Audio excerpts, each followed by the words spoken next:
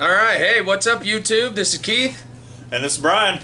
You're watching Less Magic, More Gathering. Yeah. Today is the first day after pre-release weekend, and we are doing Less Magic, More Gathering top picks. Woo! And then we are going to quickly go through our pre-release decks that we built. They probably wouldn't work very well by themselves. I know mine wouldn't. You'd just die a lot. But we played Two-Headed Giant, so hopefully if you've been hesitant to play Two-Headed Giant in the past or something like that, you can see how we built our decks. We got second place. Yeah, we did. At our local game store. Woo! So we're going to go through our deck builds, then we're going to open up the packs that we got for getting second place, and then we've got a new project that we're going to start, and we're really going to need your help, so please stick around for the last part of this video. We've got a special project that we're going to start working on, but we cannot do it without your help. We need you. You guys have been great supporters thus far and really helped us out, so we're looking for some more of that. But that being said, let's get started. Right.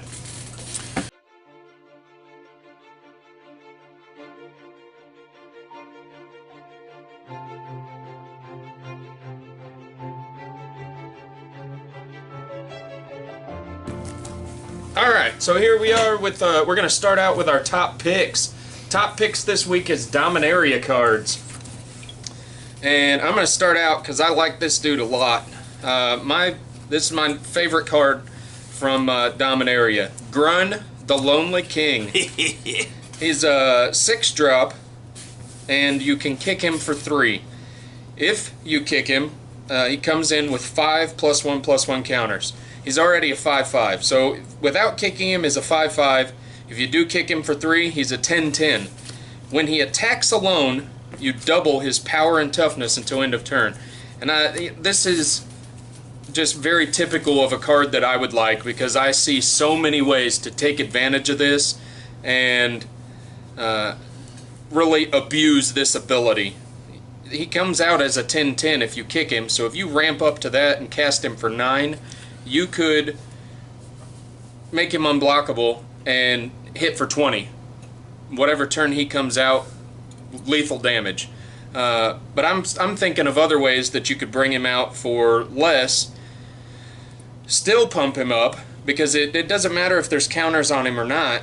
If you have a metallic mimic out, mimicking warriors, he comes in with a +1/+1 counter. 6. And you play a larger than life for 2, make him a 10. He's already swinging for 20. So Yeah, so you can save that kicker if you don't need to use it. right, and you can use that 3 mana to attach a Strider Harness, may give him haste. Yep. Things like that. I just see so many ways that this card can be abused, and I'm going to try and build a deck around him and see what we can do. And the rest of us have to deal with it.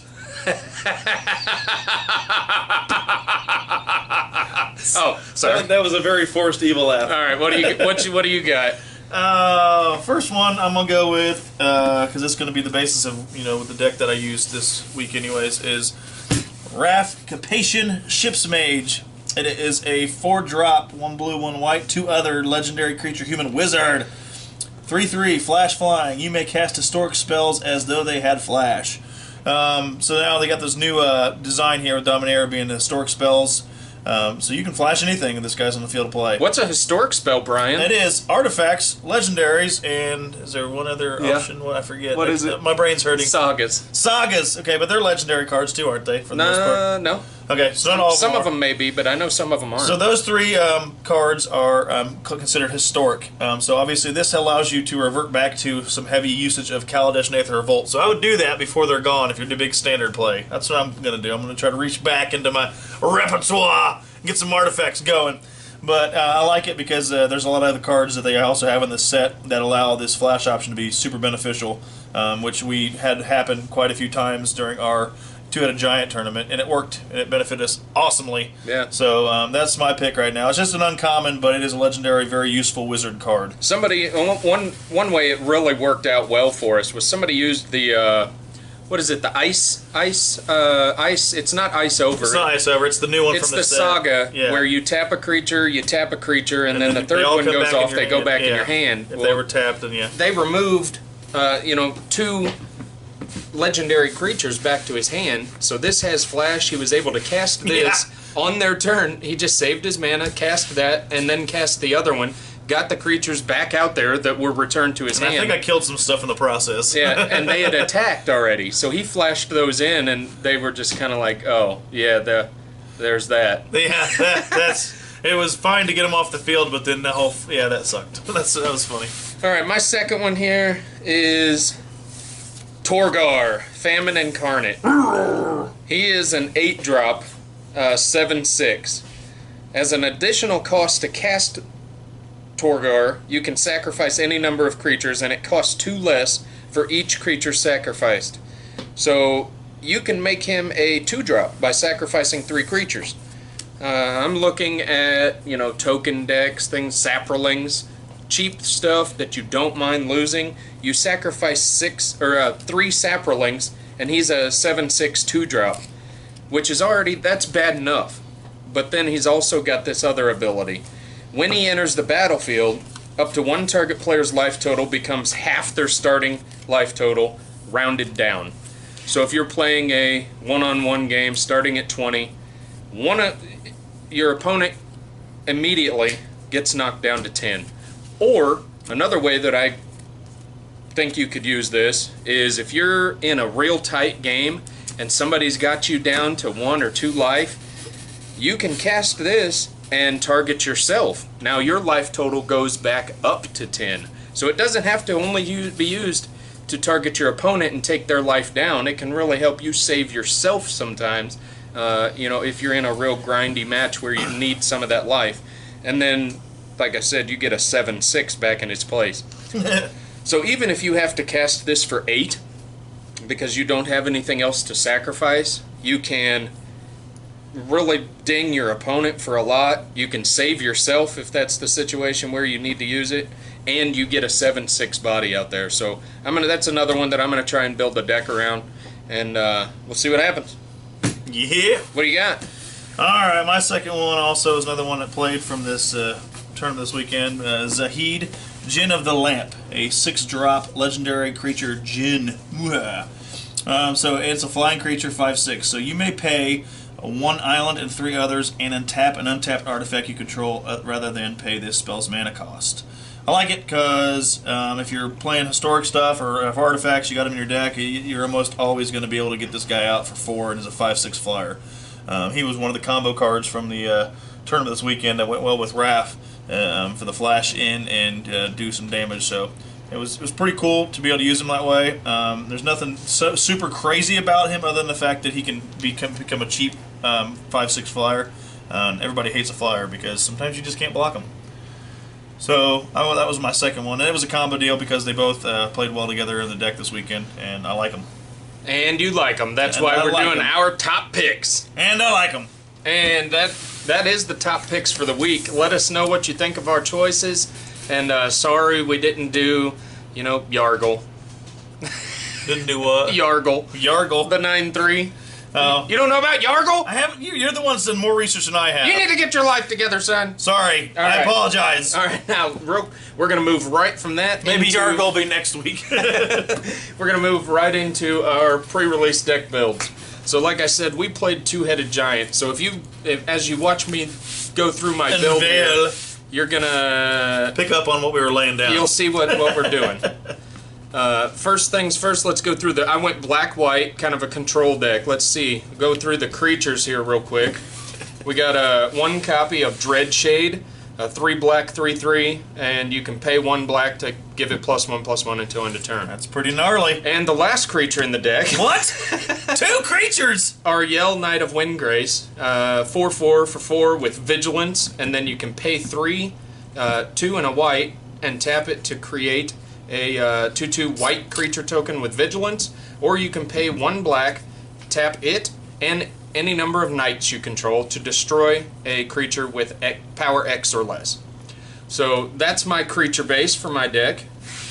Now keep in mind, obviously, if you know what it means to do a Two-Headed Giant pre-release build a deck pack opening, you're only going to get so much from the 2 pre-built or pre-release kits. So obviously, there's just 2 creatures. If you had 2 or 3 of them, you'd put 2 or 3 of them in there. But You're not going to get that many. I probably actually wouldn't have, just because I went very heavy on spells. He went very heavy on creatures. These were there, and they looked like some. You can use Ariel as a type of control, and then the Dread Shade just is an early way to get something out that it drew removal. Every time it came out, they targeted that to get rid of it. So I don't know if I would have added more creatures or not. I think we ended up. I was just saying, like, in the basis of not being able to have enough of one card, because you're not going to draw that out of your packs. You're going to have to build with what you got. Moving into the 1-drops, we had 3 copies of Divest. Target player reveals their hand. You choose an artifact or creature card, and they discard it. What's the big stupid blue fish? I can't remember its name. Yeah, I just. But I was able to turn one, divest, get some big creatures out of our opponent's hands that would have definitely caused us problems later. Yeah. I got 2 copies of Demonic Vigor. Enchant creature, and they get +1/+1. When they die, they return to their owner's hand. It's a good one. So, able to save some creatures, Use that keep quite them a out bit. of the graveyard. Had 3 copies of Healing Grace. Excellent card. Prevents 3 damage that would be dealt to any target by a source of your choice, and you gain 3 life. So if somebody's swinging at you with a 3/3, you can target your life total, so that they don't hit you, and you gain 3. So instead of taking 3, it's essentially a 6-way turn the other way. Or if somebody's lightning bolting your or lightning striking a creature, you can prevent that 3 damage, gain some life. It's good stuff. I had 1 copy of Fungal Infection. It doesn't do much. I don't recommend this card. I don't like it. You killed something with it. I did kill. And you got a sapperling that sat there the entire game and did nothing. I did kill a Lana War Elf with it. So target creature gets -1/-1, and you create a sapperling, which is okay. I mean, it's not a super good card, but it's a removal spell that in a sealed environment, it acted as removal and gave me a blocker. Yep. So I got 2 copies of Gideon's Reproach. Deals 4 damage to target attacking or blocking creature for 2, so more removal. I got 1 copy of Dub. Enchant creature, it gets +2/+2, and first strike, and it's a knight. Yeah, that one was helpful too. We got 2 copies of Invoke the Divine. Return target, or destroy target artifact or enchantment, and gain 4 life. So that'll get rid of sagas and equipment and things like that. So yes. I had 1 copy of Icy Manipulator. I never got to use this, but I just figured it was a good way to, control your opponent's board a little bit. Yeah. Just so that if they've got creatures that Edwards would be swinging into normally, you can pay 1 and tap it. So he's free protected swinging a little bit. Had 1 copy of Eviscerate. Man, look at this stinking Eviscerate foil. It's pretty gnarly. That thing is, I don't know if you can tell. It's amazing. It's amazing. It's a common too. 4-drop, destroy target creature. Had 3 copies of Blessed Light, and this one was a fun one too. Our last game that we played, when we beat the last team, the guy searched my deck to see how many of those I had because he thought I might have more than 4. And as I explained to Edwards, don't forget, in a sealed environment, you can run as many copies as you pull. So if you had 17 copies of Blessed Light and you wanted to run 17 copies of Blessed Light, you can. Exhaust. I only had 3, but they came out at just the right time during that game, and we were able to get rid of some things that would have put us in a pickle. I also had 2 copies of The Eldest Reborn. That's another one that saved us at least once. Yes. The first trigger, each opponent sacrifices a creature or planeswalker. Second trigger, each opponent discards a card. And then the third trigger, you put target creature or planeswalker card from a graveyard, so any graveyard, onto the battlefield under your control. Those triggers are called lore counters. Okay. Then our lands, we pulled 1 copy of Isolated Chapel, which was nice. And then we got, let's see, 4, 5, 6, 7, 8 planes. 8 Ebene. Ebene! There's our foreign language planes. Ebene. Ebene. And so 8 of bean and 8 swamp. 8 swamps? 1, 2, 3, 4, 5, 6, 7, 8. You don't have foreign swamp? 8 swamp. You suck! So that's the control side of our two-headed giant deck. Why don't you go over your creature side? Well, let's start with my non-creature stuff first. Okay, alright. So, I like where your head's at. We got an artifact, equipment. About right there. Oh, my bad. It's a 1-drop. Equip creature gets a +1/+1. And that's pretty much it. And it costs 1 to equip it, so nothing exciting. But it does, you know, have its purpose if you need to have a historic spell enter the battlefield. Yeah, and with that being an equipment, I couldn't have used that because it has to go on a creature that you control. So he would, since he had all the creatures, he got the equipment. My next one is Forebear's Blade. I like this one too. This is a fun one. It's a 3-drop equipment. Equipped creature gets a +3/+0 and has Vigilance and Trample. Whenever equipped creature dies, attach Forebear's Blade to target creature you control. It's an equip 3. Pretty cool effect. Actually, I didn't ever really get to use it. I had it on the field, but before I could equip it to my Djinn, they smashed it or got rid of it because they're like, I don't want you to have that on your flyer. Yeah, I understand why. But like they get killed it, so I didn't get to use it. But right there's my 2. But it drew the removal. It did, sure did. Saved it for something else. Yep. So I had 2 non-creature spells or creature things in my deck. So going from highest to lowest, Zahid, which we talked about a minute ago, which is my top pick. He is in there. Got 1 copy of him. And the nice thing about Zahid is if you've got an equipment, even if it's equipped to a creature, this is still considered a separate artifact. So you can tap your equipment to cast him for 4 instead of 6. Which I missed that once during our game, and it might have kept us from winning that round instead of tying. But hey, whatever. Don't know. Don't care. Moving on. All right. My next pick for the next added addition to this deck is Guardians of Koilos. Or Koilos. Koilos. 5-drop artifact creature construct. When Guardians of Koilos enters the battlefield, you may return another target historic permanent you control to its owner's hand. It's a 4/4. Now, so this I decided because of the flash option that I had with Raph, which we'll get to him in a minute. I thought that I didn't have a lot of protect spells, and I know he did. I know Keith had him, but I was just like, I could use a creature in there, so if I had the mana, I could flash this in here, pull something that was getting ready to be targeted by a spell or something, and I'd have a creature back in there and I could save something. That was my intent. Or even save Zahid. So try to kill it, put him out there, save Zahid. When it comes next turn, I can tap that, put Zahid back out there for a fair price. So I went with 2 copies of those. That's what we had, at least. That's not a bad card. And then here is an awesome card. Only got to use it once, unfortunately. But Traxos, Scourge of Krug. Not an awesome foil. Not like Eviscerate. No, not as cool. But so it's a 4-drop legendary artifact creature construct. Has Trample. Traxos, Scourge of Krug enters the battlefield tapped and doesn't untap during your untap step.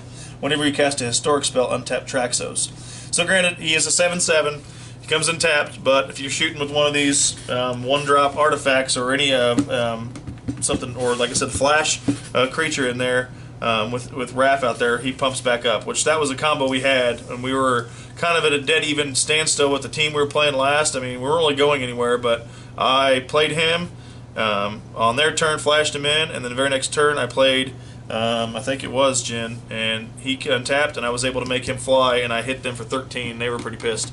So it works out if you have the right kind of setup. So that's a really nasty card if you get a good play or plan of action with your historic spells. And just, yes, we know there's a combo with another artifact creature. I don't know which one it is. I know. We didn't have that, though. It untaps at the end of every turn. We didn't have any, so don't ask why it's not in there. Yeah, you can figure that out yourself. And then 2 copies of Raph. One of them was my pre-release dated one. It's good. It's a pretty cool foil. Not bad. It's decent. Still nothing like Eviscerate. Man, that Eviscerate foil is awesome. Yeah. 2 copies of that, and I already read that in the first part of the video about what he does, so he's a pretty effective flash wizard card. Moving down the line, Daring Archaeologist as a 4-drop rare. When Daring Archaeologist enters the battlefield, you may return target artifact card from your graveyard to your hand. Whenever you cast a historic spell, put a 1/1 counter on Daring Archaeologist. I got to play this twice out of the 3 games, and both times it was targeted. It was either killed or put on like iced or frozen, so it couldn't do anything. So somebody apparently didn't like the fact that it was in there. I like this, and I wanted to put more if I had it because goes back to that artifact. You can pull stuff from your graveyard that you had lost that you'd like to play again, having him come in there. And any kind of sealed format where you can get that kind of recursion to get things back is good. It's awesome. So got to use it once or twice, but they actually got to use it for what it's worth one time out of those 3 games. One copy of that guy. One copy of Pegasus Corsair. Speaking of making Traxxas fly, how'd you do that? I guess this guy is 3-drop creature Pegasus flying. Whenever Pegasus Corsair attacks, another target attacking creature gains flying until end of turn. So, bada bing, bada boom. You got 1/3 flyer. Nobody cares about that. But when you make a 7/7 flyer, then they kind of get pissed. So, that was only one. And I swear, I think I had this in my hand, or I played this every game. So that one sneaking card, I was able to get out there every game. And here's another one that I like from this set: Tempest Djinn. 3-drop all island flying creature Djinn. Tempest Djinn gets a +1/+0 for each basic island you control. Starts out as an 0/4, so automatically when it enters the battlefield it's a 3/4 because you have to have 3 islands to play it. But not necessarily. You could play with dual lands. Those don't count. They're not basic islands. This is true, but this is true. In this format, yes, you had all lands, Yeah, all basic lands. I didn't have any dual lands, but yes, he is right. You'd have to be a basic land, but I played 2 copies of that, and I didn't actually ever get to play it, so I was kind of pissed about that. It was in there, and I don't think I ever drew it. Stupid card. Between you and your opponents, it sounds like there were a lot of pissed people. Yeah. Skittering Surveyor, 3-drop artifact creature. When it enters the battlefield, you may search your library for a basic land card reveal, put it in your hand, and shuffle your library. It's a 1/2. Nothing super awesome about it, but it was another artifact I could put out there for a historic spell play for the options, other cards in the deck. Another historic artifact, a 3-drop. It's a flyer. Can't block. 2/1. I don't think you played that one either, did I you? got it out there, but it was like at the very end of the game, and I didn't get to use it. So that's really, those were just thrown in there to be historic spells and maybe be used if we needed them. This one I didn't get to play either. This is actually a fun card. 1 copy of Merfolk Trickster, 2 islands, flash. Whenever Merfolk Trickster enters a battlefield, tap target creature an opponent controls. It loses all abilities until end of turn. That can be beneficial because there's a lot of creatures in this playset, even some of the older playsets or standard playsets that have stuff that the creatures can do. Tap this or pay this and this happens. So all your god cards lose their ability to go back in your hand. They all lose the indestructible. Kill them sons of guns. Yeah, that's gonna. I think the value on that card's gonna go up. Yeah. I mean, you put it in any deck that has blue, and it's effective against a lot of stuff. Yes, it is. I like it. All right. Next, I went with 2 Relic Runners. It's a 2-drop. Relic Runner can't be blocked if you've cast a historic spell this turn. So it's a 2/1. So if you have historic spells, which there are a decent amount in here to use, cast one of those artifacts. Like even if I did this once actually. I had the mana for the 1-drop, 1 equip, +1/+1. So I threw it out there with him, made him unblockable because he's already been out of the field. He was a 3/2 unblockable right off the bat. So got to use that. Not super strong, but it's a good slap to the face at the beginning of the game. Yeah. 2 of those. And here's another one of my, I like this card. This is a Tetsuko Emezawa Fugitive. It's 2-drop, legendary creature, human rogue. Creatures you control with power or toughness, 1 or less, can't be blocked. So that's going to be an effective card, I think, too. There's a lot of unblockables already from Ixalan and Rivals of Ixalan, but there's a lot of creatures. If you look at the creatures' bases in this set, have a lot of 1 attack or 1 power, 1 toughness. You can get kind of squirrely with this one. And you swing in with something that's unblockable and then pump it up too, and it's still because you can still do that. So you can hit an instant after it's already swung. Yeah. So yeah, that's always that option too. So I only had 1 of those to go with. So that's what that one was. And then I had Artificer's Assistant, little 1-drop birdie flying. Whenever you cast a historic spell, scry 1. So I added that because there are historic spells in here, and you'd always good to have a scry. You can get to the next thing if you need to. So it's only 1/1 birdie. 2 copies of that. And Dauntless Bodyguard, 1-drop. As Dauntless Bodyguard enters the battlefield, choose another creature you control. Sacrifice Dauntless Bodyguard. The chosen creature gains indestructible until end of turn. So when it comes to field of play, you pick a creature, and I picked the Zahid once. I think I picked something else on a different game, but it's beneficial because now if they want to try to waste a kill spell on your Zahid, you can just sack it and sack this Dauntless Bodyguard and keeps it alive for the next turn. So it's a good card to have. It's an easy creature protection instead of a spell. You get a creature out there that you could maybe attack with, and I liked it. Only had 1 of those, and then last one. Just another artifact, but it's a 1-drop sparring construct. Whenever it dies, put a 1/1 counter on target creature you control. So a simple 1/1 you can sack for a counter on another creature, but it's also another historic. So that's my deck for creatures and my 2 non-creature spells. I went with simple. I didn't get any multicolored. I had 7 plains and 10 islands. I did, however, realize that I was drawing heavy land, so I might minimize that and add another creature in if I was to play again. But it worked out pretty well, obviously well enough for us to get second place. So there's our decks. Again, hit us up in the comment section below. Let us know what you think. And if you haven't done a 2-headed giant pre-release, find a store that's doing one. Find a friend and go do it. It's fun. That's the only pre-release I do is the 2-headed giant because it's a ton of fun. You get to work with a teammate, and I enjoy it. So. And if you have been doing 2-headed giant, try our method. Somebody heavy spells, somebody heavy creatures, and see what happens. I mean, it worked out better than any other way we've tried to play it usually been before, about middle of the pack every time we do it, and we did it this way, and we got us up on the top, so we'll take it. Yep. Speaking of second place, these are the packs we won for getting second, so we're going to bust into these bad boys and see if we get any good pulls. Yeah! Alright. You go first, I go second? Sounds good. Come on. Come on, Mox, Orb, Foil. We'll quickly go through all these probably because these are all new. Knight of New Benalia is a 2-drop vanilla 3/1. Got Befuddle. Target creature gets -4/-0 until end of turn and draw a card for 3. Ooh. Skirk Prospector is a 1-drop 1/1 goblin, and you can sack a goblin to add red. Sergeant at Arms is a 3-drop 2/3 with a 3 kicker, and when he enters the battlefield, you can create 2 white 1/1 soldier creature tokens if he was kicked.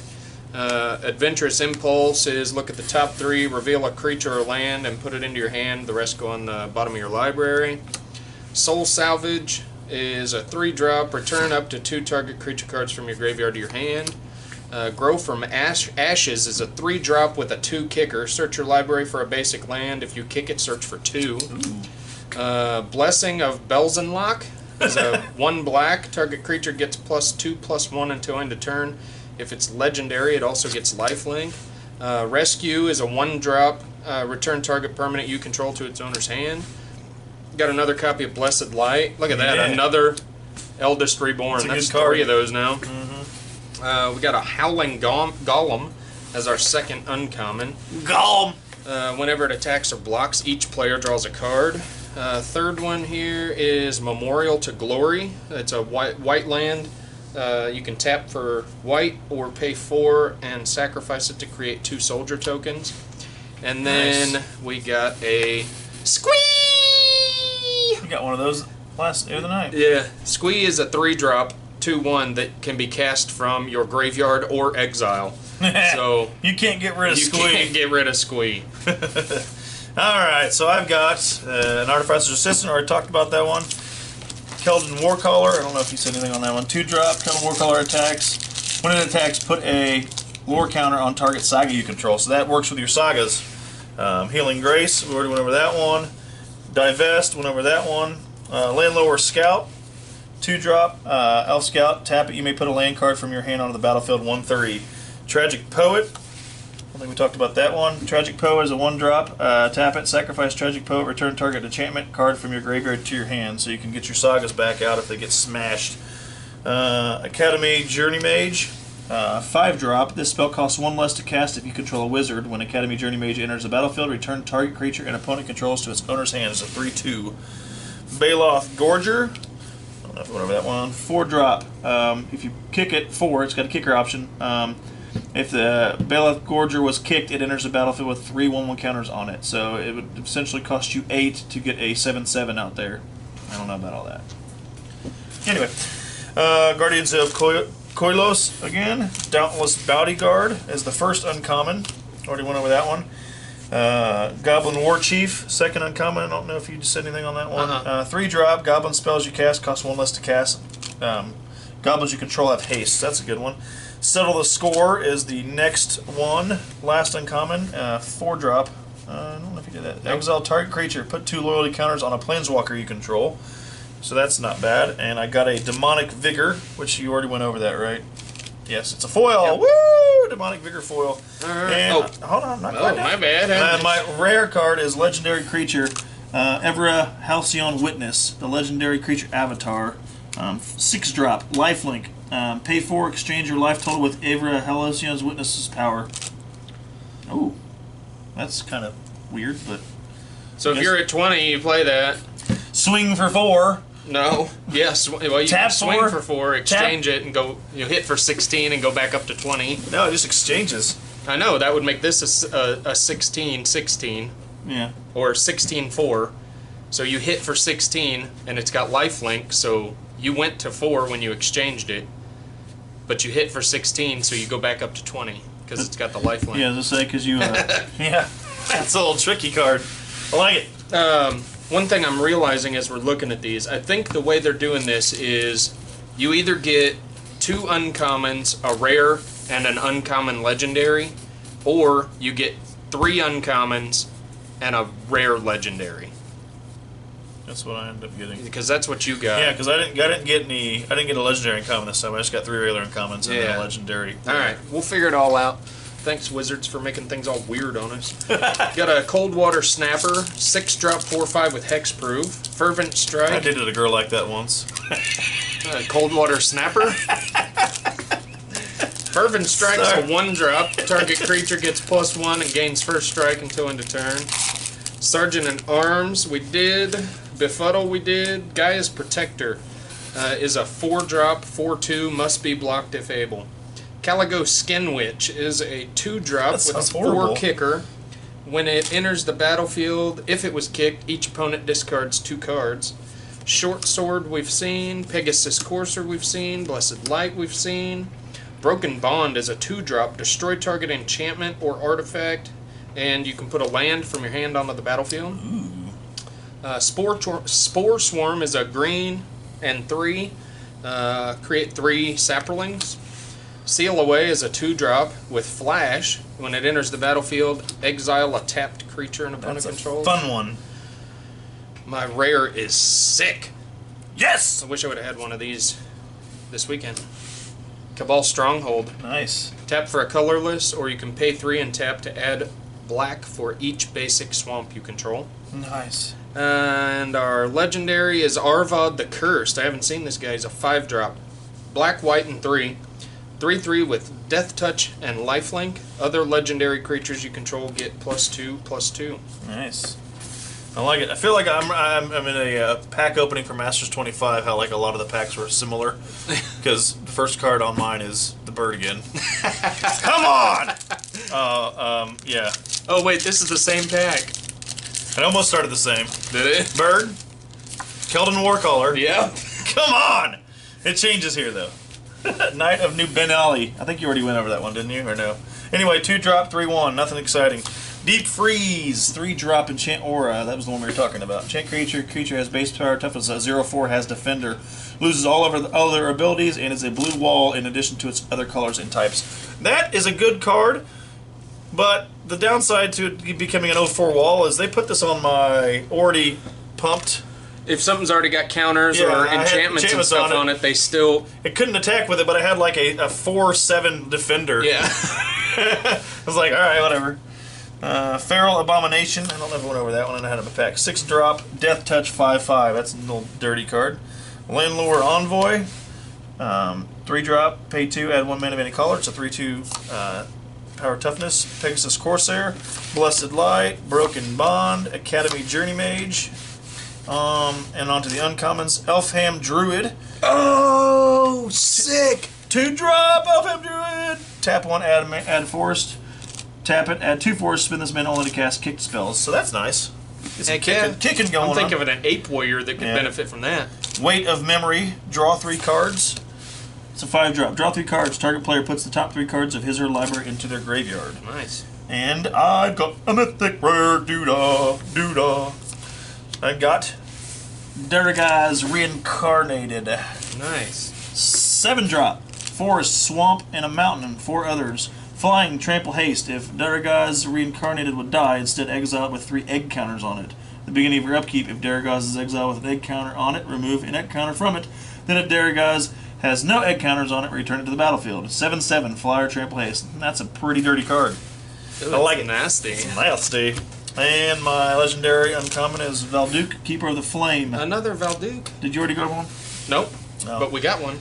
3 drop legendary creature human shaman at the beginning of combat on your turn. For each aura or equipment attached to Valduke, Keeper of the Flame, create a 3/1/1 red elemental creature token with trample and haste. Exile those tokens at the beginning of the next end step. Ooh, nice. Nice. Alright, I got a Banalish Honor Guard. It's a 2-drop 2/2. Gets +1/+0 for each legendary creature you control. No way. Syncopate is an old... I think that's a reprint, right? 1 blue and X, counter target spell unless its controller pays X. It might be. The name doesn't sound familiar though. Okay, maybe it's not. If it would be countered this way, exile it instead of putting it in the graveyard. Get 2 Chronicler. Did you do that one? 2-drop with a 4 kicker.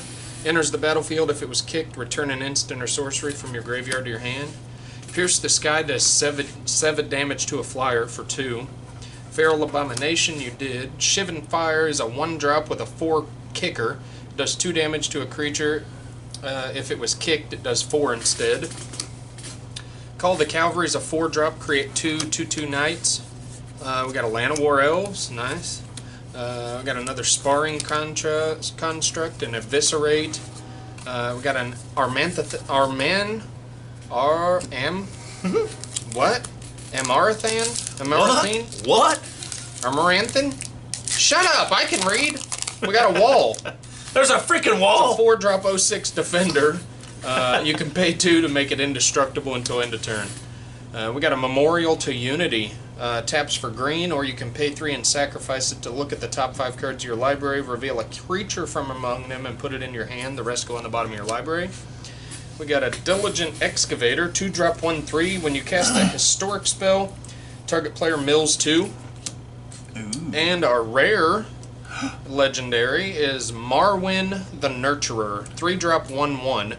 Whenever an elf enters the battlefield under your control, she gets a +1/+1 counter, and then you can tap her to add green to your mana pool equal to her power. So that could be a sweet ramp card.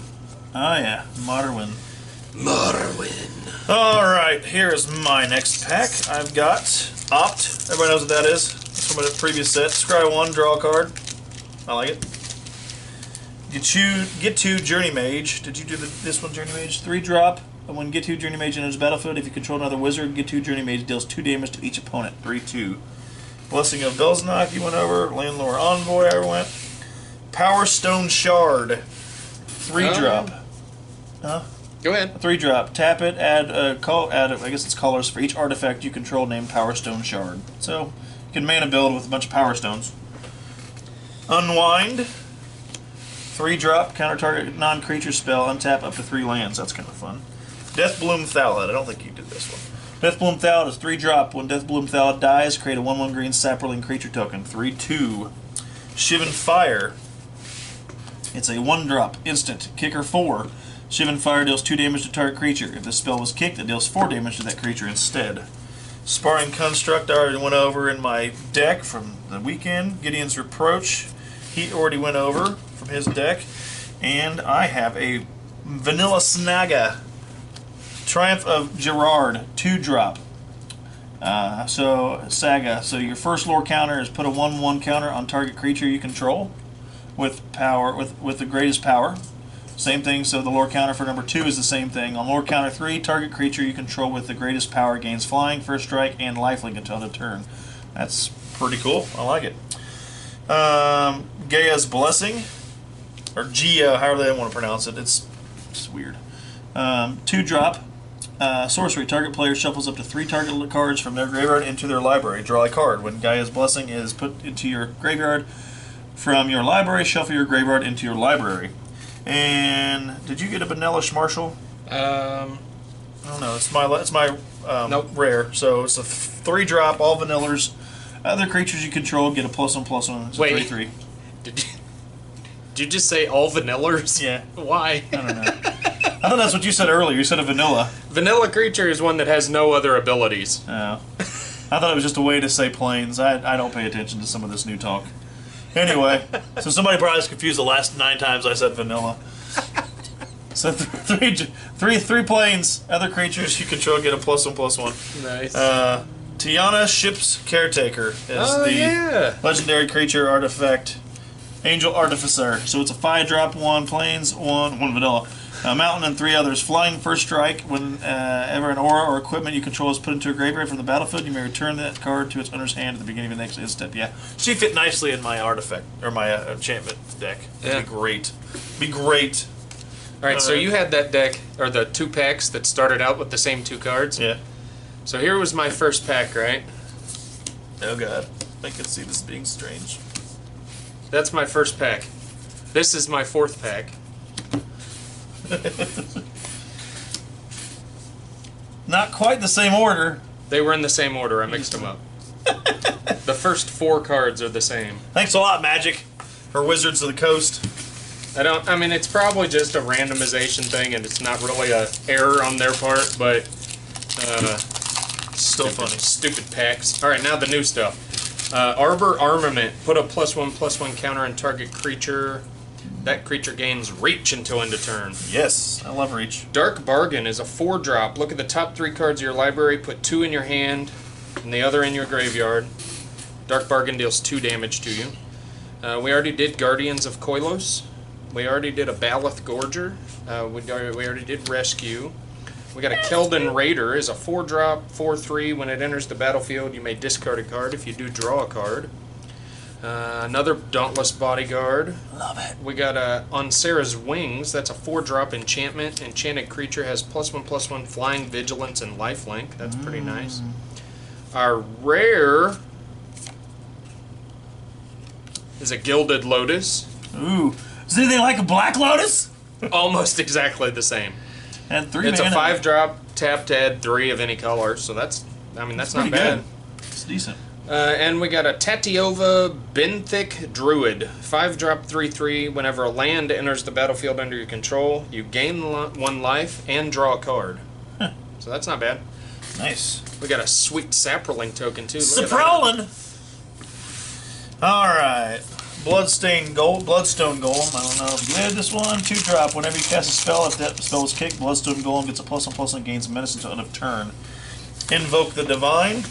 Did you 3-drop? Destroy target artifact or enchantment. You gain 4 life. Another Opt. Blessing of Belzinalok. How do you pronounce it? Adventurous Impulse.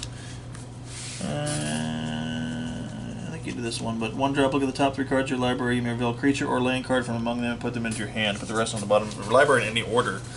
Power Stone Shard. Already went over that one. Shivan Fire did that one. Call the Cavalry. 4-drop. Create 2/2 white knight creature tokens with vigilance. Sparring Construct again, went over that one. Landlore Elves, went over that one. Memorial of Unity, went over that one as well. Shield of the Realm. This is, if Source would, it's a 2-drop artifact equipment. If Source would deal damage to equipped creature, prevent 2 of that damage, equip 1. And Thorn Elemental, I don't believe we did this one yet. 7-drop, you may have Thorn Elemental assign its combat damage as though it were not blocked. That's fun. We had that one happen to us, but we nixed it. We nixed that in the bud. In the bud. And my rare is Kazarov Singer Pureblood. 7-drop. Legendary creature vampire. Flying. Whenever a creature an opponent controls is dealt damage, put a 1/1 counter on Kazarov Singer Pureblood. You may tap 4/1 of the which is a mountain. Kazarov deals 2 damage to target creature. So you can self-pump that bad boy, and then when everybody else is dealt damage, yay! That's pretty cool. Or every other creature. It's kind of nice. That would have been a good one. Yeah. That would have been a good one for your deck with with 2 creatures in it. Yeah. Because I was dealing damage. Yeah, you were. Hey, one thing I didn't realize on this one here, if you are attacking with this, Oh yeah. you do not have to assign his combat damage as though he were not blocked. You may. And if you do, and someone pumps up a creature and makes it so that it can kill this, they will still take that 7 damage, but this does no damage to the creature. And I didn't process that because you've assigned that damage through to the player as though it weren't blocked. So that creature takes no damage. So essentially you're swinging with the 7/7, but when he assigns the damage to the player, it is now an 0/7. Right. And so your creature will not die. It'll just be like, oh hey, what's up? So just be aware that if you're playing that card, that's how that works. Yes. Alright, I got an Invoke the Divine. We went over that on my deck. I got a Voldalian Arcanist. A 2-drop 1/3. Tap and add a colorless. You can spin that for instant or sorcery spell. Got a Divest we've done. Grow from the Ashes we did. Saproling Migration is a 2-drop with a 4 kicker. Create 2 1/1 green saplings. If it was kicked, create 4. We got a Jousting Lance, 2-drop equipment, equips for 3, and equipped creature gets +2/+0, and on your turn has first strike. Run Amok is a 2-drop, attacking target attacking creature gets +3/+3 and gains trample until end of turn. Blink of an Eye is a 2-drop with a 2 kicker. Return a non-land permanent to its owner's hand. If it was kicked, draw a card. Whoa, almost threw it on the floor. I think that'd be a sweet foil. Yeah. Death Bloom Thallid is a 3-drop 3/2. When it dies, oh, did you do a Blood Tallow Candle? Don't think so. It's a 1-drop artifact. You can pay 6, tap and sack, and target creature gets -5/-5 until end of turn. Nice. In Bolus's Clutches is a 6-drop enchantment. You control enchanted permanent. Ooh. And enchanted permanent is legendary. We got Board the Weatherlight as our next uncommon. 2-drop. Look at the top 5 cards of your library. Reveal a historic card from among them and put it in your hand. The rest on the bottom of your library in a random order. Our rare is Kamal's Druidic Vow. 2 green and X. Look at the top X cards of your library. You may put any number of land and or legendary permanent cards with converted mana cost X or less from among them onto the battlefield, and the rest into your graveyard. So if you've got a green deck with a lot of legendaries, that could possibly be exploited and made to be ridiculous. Let me know what kind of combos you got in mind with Kamal's Druidic Vow, because I don't know. And our legendary is Danitha. Capation Paragon. 2/2 for 3 with First Strike, Vigilance, and Lifelink, and it makes your aura and equipment spells costing cast bit 1 less. I understood that. And another Saproling! It's another enchantment. And this one is beautiful. Oh, it's got purples and yellows and stuff in it. Alright, here's the last pack. Invoke the Divine. Voldalian Arcanist. I'm pretty sure we went over that one. Yep. Soul Salvage. Is this the... Wait. Is it the same thing as my pack? Invoke the Divine. Voldalian. Oh, no, my next one was different. They started out the... Soul Savage. 3-drop. Return up to 2 target creature cards from your graveyard to your hand. That's always nice. Mammoth Spider. Alright, we're on to different 5-drop. stuff. I thought we were on to something. Skittering Survivor again. I already talked about that. Academy Drake. I think you had one, maybe. I don't know. I don't know. 3-drop. It's a 4-kicker flying. If Academy Drake was kicked, it enters battlefield with 2 1/1 counters on it. So, a 7-drop for 4 flyer. That's the game. Okay, we'll see. Seismic Shift. A 4-drop. Destroy target land. Up to 2 target creatures can't block this turn. Creatures? What? Go ahead. Target land. Destroy target No, you're land. good. 2. Oh, you're killing me. Creatures. Voltaic Servant. 2-drop. That's the one we needed. What? At the beginning of your end step, untap target. Yeah. Voltaic Servant. He's an uncommon. There's a common. How do we not get any of him? Put that guy with Traxos and you're in business. I know. Another Eviscerate non-foil. Pardic Wanderer. It's a 6-drop trample 5/5. Big old beast artifact. It's not even that big. First uncommon That's Fungal disappointing. Plots. Did you have one? No. 2-drop enchantment. Pay 2. Exile creature card from your graveyard. Create a 1/1 green Saproling creature token. Sacrifice 2 Saprolings. You gain 2 life and draw a card. Got that used on us heavily over the weekend. I was pissed. Orcish Vandal is the next one. 2-drop. Tap and sack an artifact. Orcish Vandal does 2 damage to any target. And Dread Shade, non-foil stamped, is the rare. We went over that in the deck he used over the weekend. And legendary creature, Whisper Bloodthirst. Whisper Blood Liturgist. I couldn't say it. 4-drop, legendary creature, Human Cleric. Tap it, sacrifice 2 creatures, return target creature card from your graveyard to the battlefield. And I've got another Saproling! Oh, that one's cool. It's got a little furry ball sack. And look at this one. Did you notice that the Dread Shade's face looks like lady parts? Lady parts. I love Magic the Gathering. You guys got some hidden stuff. All right, we didn't get, I mean, nothing real spectacular. Got one mythic out of those packs, but that's okay. All right, now we're gonna go on to a new project that we're starting. If you've watched our videos, you've probably been able to ascertain the fact that Brian and I are in the military. Yes. So we've been giving away stuff to just random people that are subscribed to our channel. We really appreciate you guys, and we're going to continue to do that.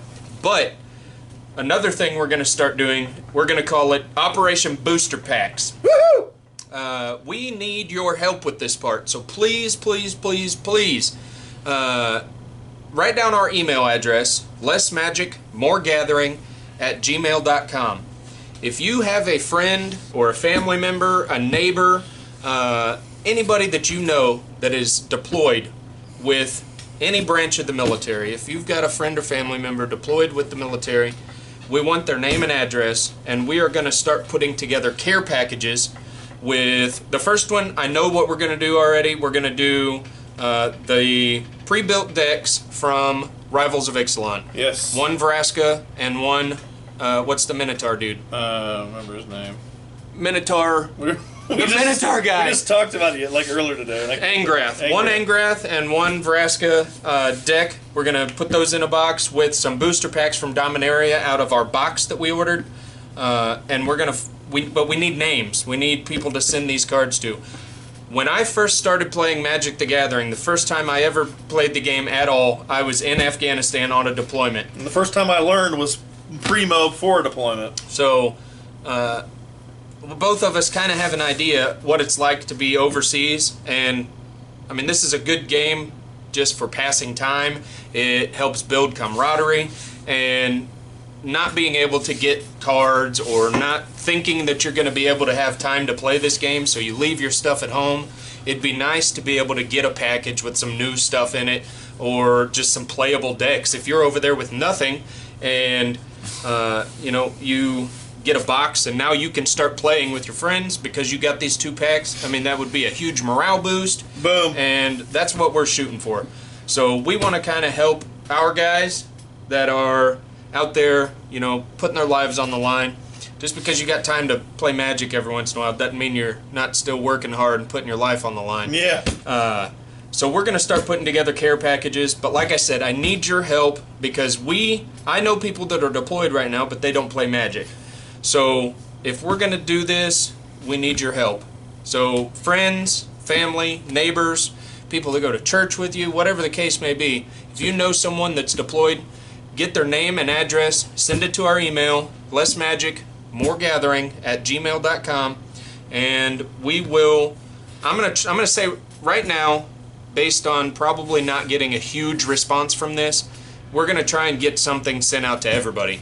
Obviously, if we end up with 300 names and addresses in our inbox, we're just going to probably go down the list. Maybe we can get some help. Wizards of the Coast. Wizards of the Coast! But right now, that's what we're going to start with. So if you've got anybody in mind, shoot us an email, and we'll get packages put together and sent off to those guys. We're paying shipping. We're gonna get the cards together, so all we need from you is names and addresses. And even if they're not Magic players, I'll reach out to some of the guys that we know over there to see if they can get a hold of some of the people they know that might be interested, because sometimes you just don't know. Sometimes people don't talk about it openly unless you've got cards on the table. You're like, oh, I play all the time, or, you know, you won't know. So right. Sometimes you just got to pass that message along. So even if they're not necessarily avid Magic players that you know of, throw them at us. We'll email whoever. We'll talk to some of these Joes, see what comes up. Yeah, Magic the Gathering is a huge community, so please share the video, help us get the word out about what we're doing, and hopefully we can start getting some packages sent out and put together. It'll be awesome. That's it for this time. Our next video is going to be a deck tech on... What's our card? It's it's the bull. It's the Wildfire Eternal. Wildfire Eternal. So I've been working on that, and I will have a fun deck tech. And then next Monday, we're going to have our top picks. We're going to pick something special for next Monday, and we're going to open up a booster box of Dominaria. So there will probably be a giveaway involved there. Giveaway! Stay focused. But that's it for now. Thanks for watching. Hit us up in the comments. Let us know what you thought. And we will check you next time. Oh, yeah. Deuces.